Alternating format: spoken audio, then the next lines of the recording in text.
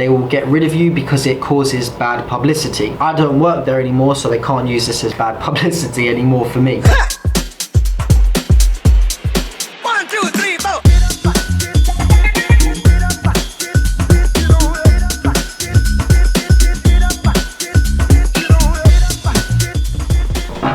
Good afternoon, evening, or good morning from wherever you're watching in the world. This is not a normal video like I usually do. I'm gonna mix it up today because I've had about 50 to 100 comments on my DPD video, and I wanted to try and answer as many questions as I could, seeing as I got so many questions in the comment section. If you haven't already liked and subscribed to my channel, make sure that you do, because there is going to be new content every single day, including Monday, Wednesday and Friday, with some longer form videos. In this video today, I wanted to do a pros and cons of working for DPD, considering I've had so many questions. So without further ado, dive straight into this video and not mess any time. So for the first pro, DPD give you a uniform and they are an established company. I feel like when you get a uniform for a job, you feel super committed to the role and you feel really professional. I know when I got my uniform and I tried it on, I felt like I was the part of a proper delivery driver.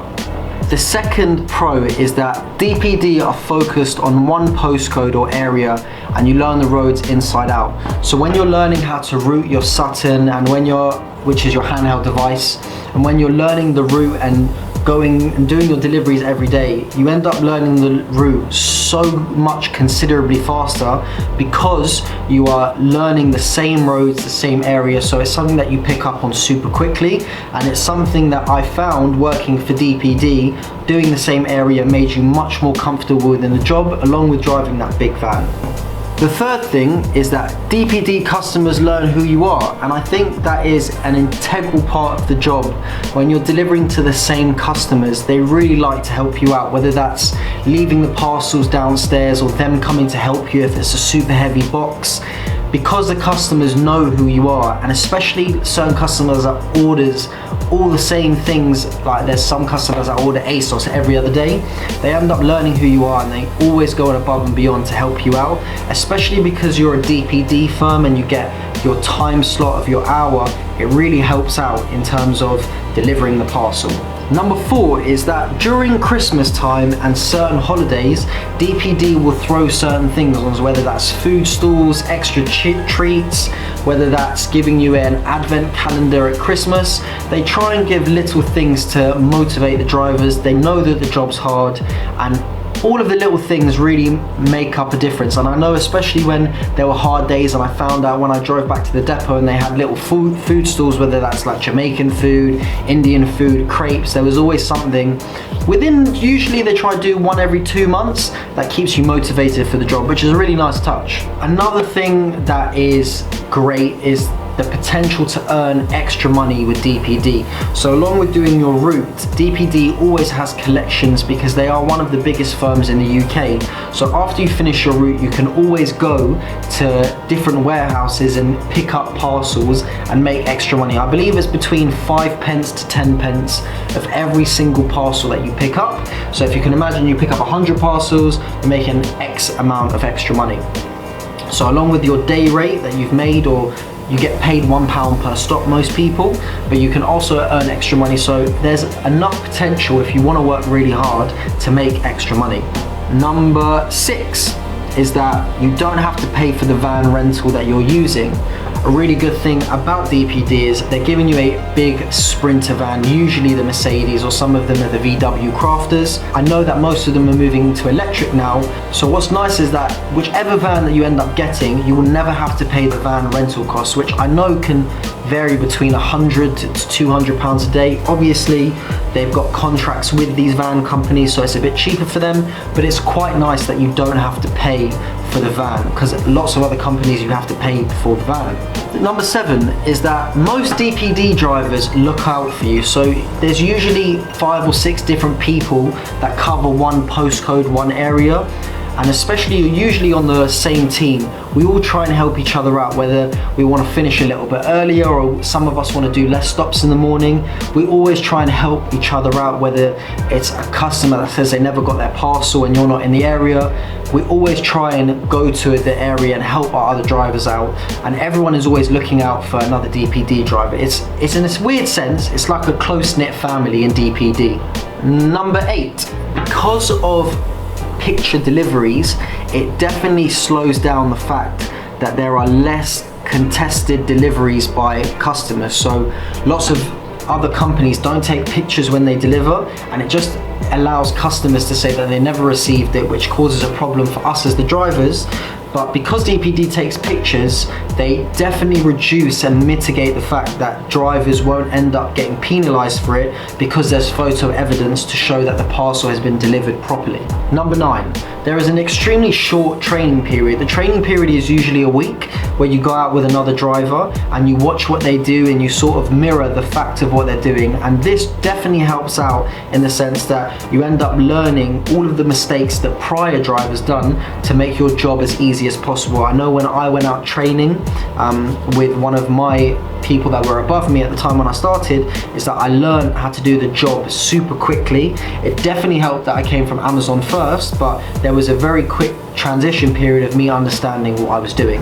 Number 10, you can earn up to £1,000 a week with no degree. You don't need a university degree, you don't need to have education. The job is very, very simple in the sense that you can literally get in your van, as long as you know how to drive, usually a manual car. I think they're moving to electric now, but if you can drive a car and you can deliver and follow instructions on where addresses are, the job is absolutely great, and there is very good potential to earn good money if you're a hard worker.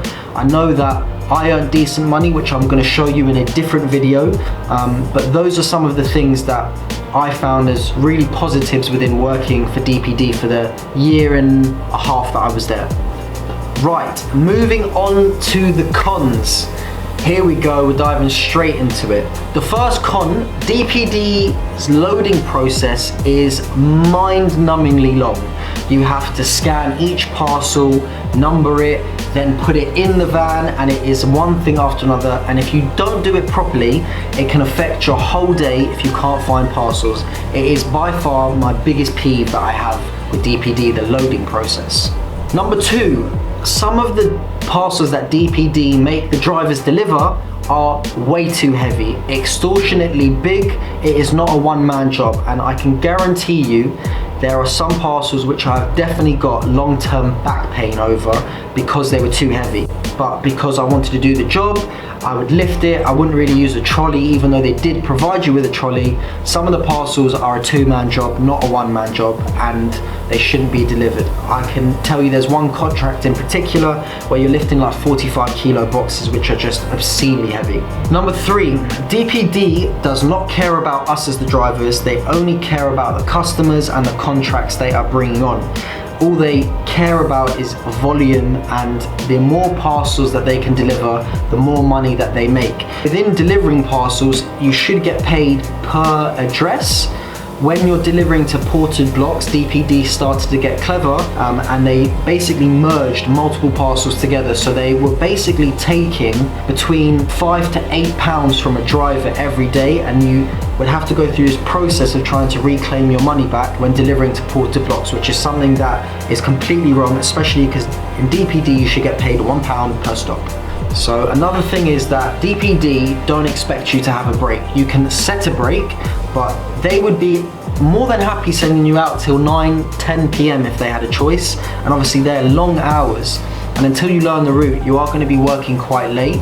But if it was DPD's choice, they would happily send you out to an area that you're not familiar with and send you out there till 9 o'clock. All they're concerned about is making sure that parcels are delivered on the specified date. They care about the customers, not the driver.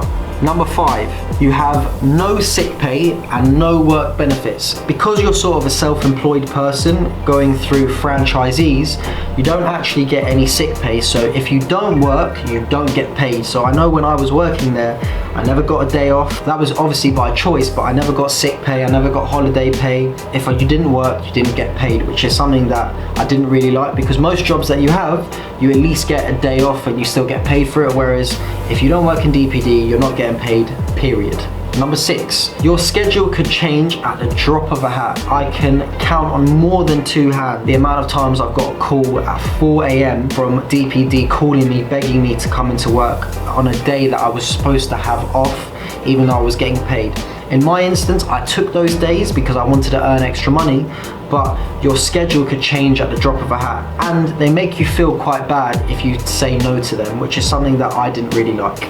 Number 7, if you make a mistake or do something wrong, you can lose your job and DPD will have no questions to fire you there and then. Obviously, because you're on a self-employed contract, they can terminate your contract, but if you do something that was a mistake or that could have been avoided, they will get rid of you because it causes bad publicity. I don't work there anymore, so they can't use this as bad publicity anymore for me.